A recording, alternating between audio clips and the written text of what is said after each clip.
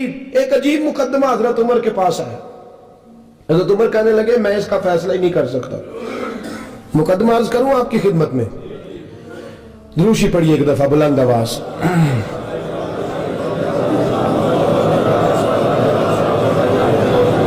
حضرت عمر فاروق رضی اللہ تعالیٰ عنہ کا زمانہ ہے تو کیس آیا. ایک شخص نے 4 ایکڑ زمین بیچی, دوسرے نے خریدی.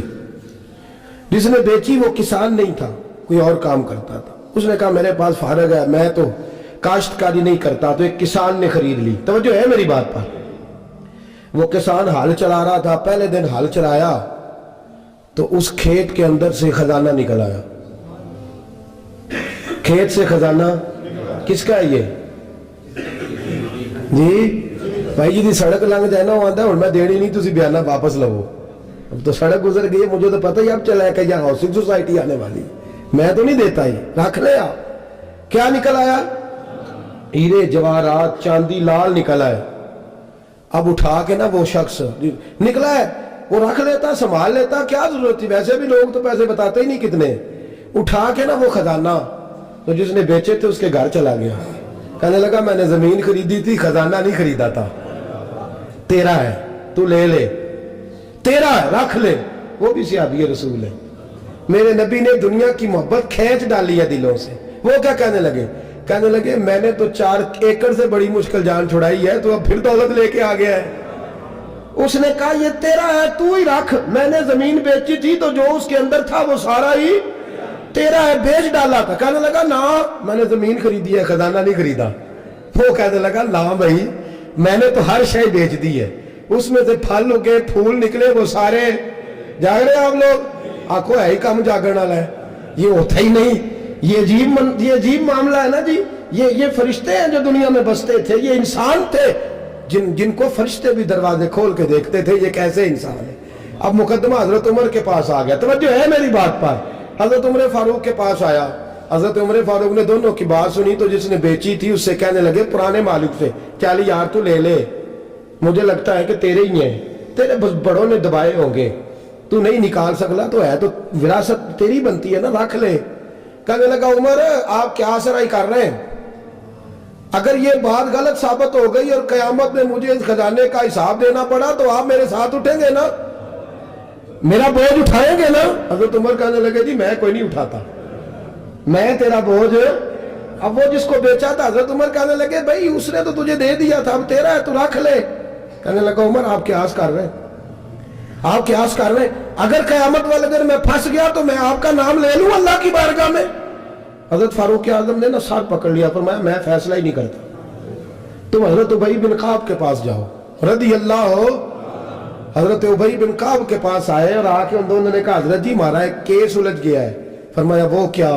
صحابہ وہ صحابہ تھے جن کی ہر صبح عید ہوتی تھی, خدا کا قرب حاصل تھا, نبی کی دید ہوتی تھی. حضرت ہمارا کیس الجھ گیا ہے, حضرت عمر سے فیصلہ نہیں ہوا, آپ مہربانی. فرمانے لگے وہ کون سا کیس ہے جو عمر فاروق سے فیصلہ نہیں ہوا؟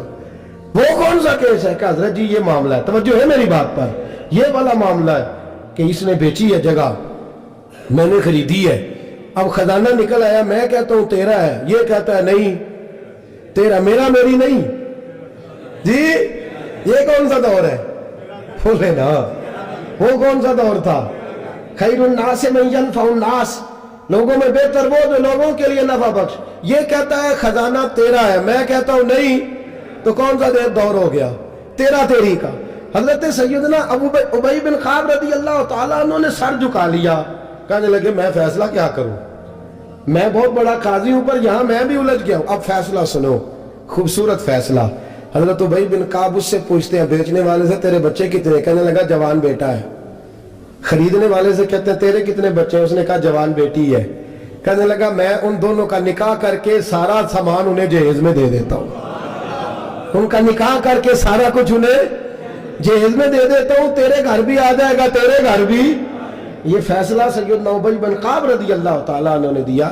لوگ رو رہے تھے, کہہ رہے تھے کیا بات ہے اس فیصلے کی, کیا بات. ایک نوجوان تھا مینا کے بازار میں, دوڑا جا رہا ہے, ایک بابا جی اس کو ملے, بزرگ.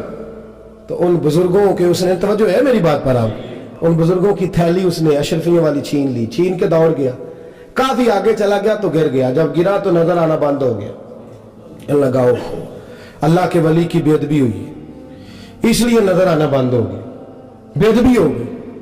बड़ा परेशान हुआ, सख्त आजमाइश का शिकार, क्या करूं, किधर जाऊं। जब बड़ी सख्त तकलीफ के अंदर वो गिरफ्तार हुआ तो लोगों से कहने लगा, मेहरबानी करो, मुझे बाबा जी से माफी ले दो। गिरा जो उनकी निगाह से, वो संभल नहीं सकता। अल्लाह वालों की बेअदबी अल्लाह को बड़ी नापसंद है।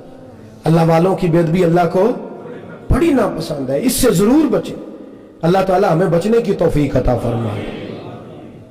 पकड़ के बाबा जी के पास लाए, बाबा जी माफ कर दें, आपकी वजह से आंखें चलेंगी। बाबा जी कहने लगे, नहीं मैंने तो बद्दुआ दी नहीं। तो वो कैसे? कहने लगे, मेरे साथ जब कोई मुसलमान ज्यादती करता है तो मैं फौरन ही माफ कर देता हूं। कहा जी मेरे लिए दुआ कर दे। दुआ की, बाबा जी की आंखें ठीक, बाबा जी ने दुआ की, नौजवान की आंखें सही हो गई। लोग चले गए तो वो नौजवान करीब बैठ गया, कहने लगा, बुजुर्गो आपने जो कहा मैंने मान लिया, पर एक बात मेरी समझ में नहीं आई। कहा वो क्या?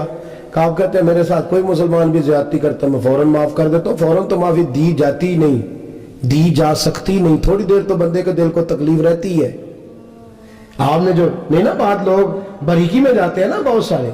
कहा जनाब बंदे के दिल में थोड़ी देर तो तकलीफ है, भाई कोई लड़ाई हो जाए तो कहते हैं अभी नहीं मैंने जाना, जरा बात ठंडी हो जाएगी तो फिर, अभी तो बड़ी चोटें लगी है, बड़ा मसला बना है। ये शौरी तौर पे लोग ऐसा करते हैं। कहा फौरन कैसे आपने माफ कर दिया?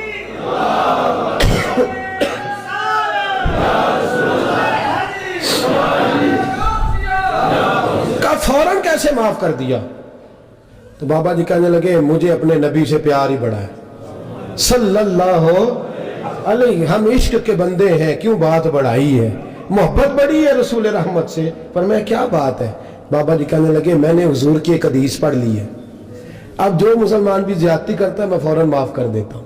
कहा वो क्या हदीस? सुने मेरे दोस्तों, और बुजुर्गों की सोच देखें कहां तक जाती है। और बुजुर्ग कहने लगे, अल्लाह के रसूल सल्लल्लाहु अलैहि वसल्लम ने फरमाया है कि जब तक मेरे सारे उम्मती जन्नत में नहीं जाएंगे मैं भी नहीं जाऊंगा, जब तक सारे नहीं जाएंगे मैं भी।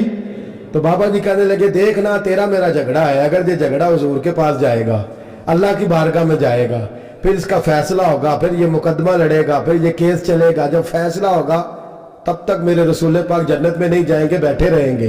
तो मैं अपने नबी को तकलीफ तो नहीं ना दे सकता, मैं अपने रसूल को बिठाए रखने की आजमाइश तो नहीं ना दे सकता। लिहाजा जो मुसलमान भी ज्यादती करते हैं मैं फौरन ही माफ कर देता हूं, ताकि मेरे महबूब को कोई तकलीफ, मैं तेरे और अपने बारे में सोच नहीं रखता, मेरी सोच तो हर वक्त जाते रिसालत पे लगी रहती है, मेरा ज़हन तो हर वक्त मेरे महबूब की तरफ लगा रहता है, हर वक्त मैं हुजूर के बारे में ही सोचता रहता हूं।